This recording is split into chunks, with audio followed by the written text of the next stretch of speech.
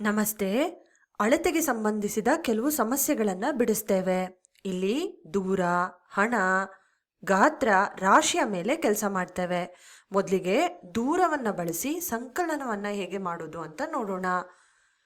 15 kilometre 740 ಮೀಟರ್ನ 13 kilometre 950 ಮೀಟರ್ನ ಜೊತೆ ಸಂಕಲನ ಮಾಡಬೇಕಾಗಿದೆ. ಗಮನಿಸಿ, ನಾವಿಲ್ಲಿ ಪ್ರತಿ ಪ್ರಶ್ನೆಯಲ್ಲಿ ಬಳಸೋ ಹಂತಗಳು ಒಂದೇ ಆಗಿರೋದ್ರಿಂದ ಗಮನವಿಟ್ಟು ಕೇಳಿ. ಮೊದಲನೇದಾಗಿ ನಾವು ಕೊಟ್ಟಿರುವ ದತ್ತಾಂಶವನ್ನ ಏಕಮಾನಗಳ ಪ್ರಕಾರ ಒಂದರ ಕೆಳಗೆ ಒಂದರಂತೆ ಈ ರೀತಿ ಜೋಡಿಸ್ಕೊಳ್ತೇವೆ. ನಂತರ ಎಡದಿಂದ ಬಲಕ್ಕೆ ಸಂಕಲನವನ್ನ ಮಾಡ್ತೇವೆ. ಅಂದ್ರೆ ಚಿಕ್ಕ ಏಕಮಾನವನ್ನ ಮೊದಲಿಗೆ ನಾವು ಸಂಕಲನ ಮಾಡಬೇಕು.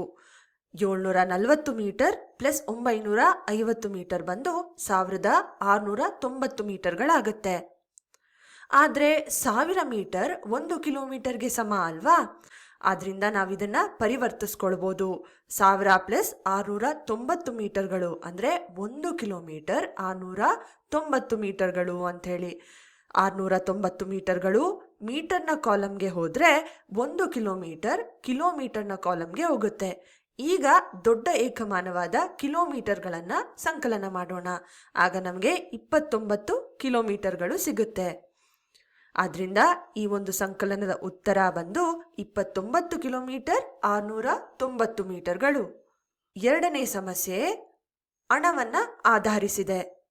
ಈಗ ಸಂಕಲನವನ್ನ ಮಾಡೋದು ಹೇಗೆ ಅಂತ ನೋಡೋಣ. 9 ರೂಪಾಯಿ 50 ಪೈಸಾವನ್ನ 14 ರೂಪಾಯಿ 60 ಪೈಸಾ ಜೊತೆಗೆ ನಾವು ಸಂಕಲನ ಮಾಡಬೇಕು.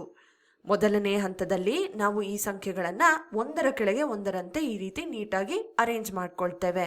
ಎರಡನೇ ಹಂತದಲ್ಲಿ ಚಿಕ್ಕ ಏಕಮಾನವನ್ನ ನಾವು ಬಳಸ್ಕೊಂಡು ಸಂಕಲನವನ್ನ ಮಾಡಬೇಕು. 50 ಪ್ಲಸ್ 60 110 ಪೈಸಾಗಳು. 100 ಪೈಸಾ 1 ರೂಪಾಯಿಗೆ ಸಮ. ಆದ್ರಿಂದ ಇಲ್ಲಿ 1 ರೂಪಾಯಿ 10 ಪೈಸಾ ಸಿಕ್ಕಿದೆ ಅಂತ ಅರ್ಥ. 10 ಪೈಸಾ ಪೈಸಾ ಕಾಲಂಗೆ ಹೋದ್ರೆ 1 ರೂಪಾಯಿ ರೂಪಾಯಿಗಳ ಕಾಲಂಗೆ ಹೋಗುತ್ತೆ. ಈಗ ರೂಪಾಯಿಗಳ ಕಾಲಮ್ ಅನ್ನ ನಾವು ಸಂಕಲನ ಮಾಡಿದ್ರೆ 1 ಪ್ಲಸ್ 9 10, 10 ಪ್ಲಸ್ 14 24. 24 ರೂಪಾಯಿಗಳು 10 ಪೈಸಾ ಈ ಸಂಕಲನದ ಉತ್ತರವಾಗಿದೆ. ಈಗ ವ್ಯವಕಲನದ ಆಧಾರಿತವಾದ ಕೆಲವಷ್ಟು ಸಮಸ್ಯೆಗಳನ್ನ ಬಿಡಿಸೋಣ. 4 litre 200 millilitre minus 2 litre 750 millilitre ಮಾಡಬೇಕಾಗಿದೆ. ಮತ್ತದೇ ಹಂತಗಳನ್ನು ಬಳಸ್ತೇವೆ. ನಾವು ಏಕಮಾನಗಳ ಪ್ರಕಾರ ಒಂದರ ಕೆಳಗೆ ಒಂದರಂತೆ ಈ ರೀತಿ ಜೋಡಿಸ್ಕೊಳ್ತೇವೆ. ಒಂದು ವೇಳೆ ದತ್ತಾಂಶದಲ್ಲಿ ಬರೀ 4 ಲೀಟರ್ ಇದ್ದಿದ್ರೆ ಮಿಲಿಲೀಟರ್ನ ಕಾಲಂನಲ್ಲಿ ಸೊನ್ನೆಗಳಿರೋದು. ಈಗ 200 ಮೈನಸ್ 750 ಮಾಡಬೇಕಾಗಿದೆ. ನೋಡಿ, ವ್ಯವಕಲನವನ್ನ ಮಾಡಬೇಕಾದ್ರೆ ಚಿಕ್ಕ ಏಕಮಾನಗಳು ಸಾಕಾಗಲ್ಲ. ಅಂತಹ ಪ್ರಕರಣಗಳಲ್ಲಿ ನಾವು ಎರವಲು ಅಂದ್ರೆ ಬಾರೋ ತಗೊಳ್ತೇವೆ.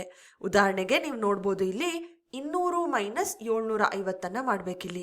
200 750ಕ್ಕಿಂತ ಚಿಕ್ಕ ಸಂಖ್ಯೆ ಆಗಿರೋದ್ರಿಂದ ನಾವು ಈ ವ್ಯವಕಲನವನ್ನ ಮಾಡೋದಕ್ಕೆ ಸಾಧ್ಯವಾಗಲ್ಲ. ಇಂತಹ ಸಂದರ್ಭಗಳಲ್ಲಿ ನಾವು ಎರವಲು ತಗೊಳ್ಬೇಕು.